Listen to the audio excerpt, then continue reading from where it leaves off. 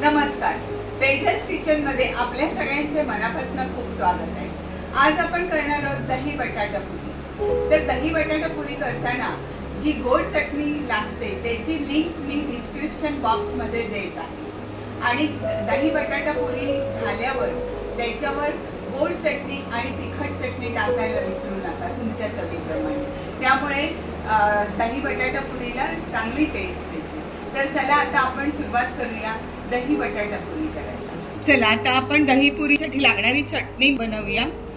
तर आता ह्याच्यात मी पुदिना टाकते थोडासा। पहिला हा पुदिना, हे आलं टाकते, आता या मिरच्या अशा तोडून टाकते मी,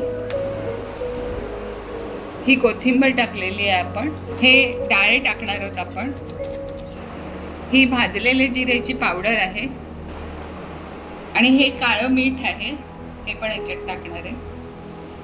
हे अर्ध लिंबू पिळणार आहे याच्यात। आमचूर पावडर घातली तरी चालेल लिंबाच्या ऐवजी, काही हरकत नाही। आणि मिरच्या जरा जास्त घालायच्या, ही चटणी तिखटच पाहिजे। आणि हे बर्फाचे तुकडे घालणार आहे आणि आता मी मिक्सर लावून चटणी बारीक करणार आहे। ही बघा, ही आपली तिखट चटणी रेडी।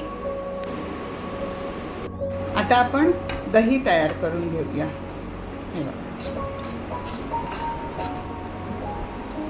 हे बघा, हे आता दही आपण चांगलं घोटून घेतलेलं आहे।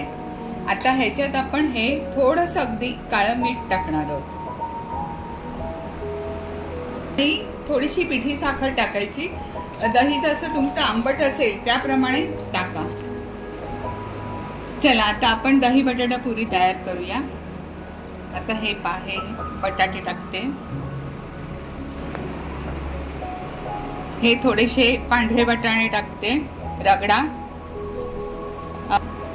पांढऱ्या वाटाण्याच्या ऐवजी जर का हेल्दी हवं असेल तर स्प्राउटेड मूग वगैरे पण टाकू शकता।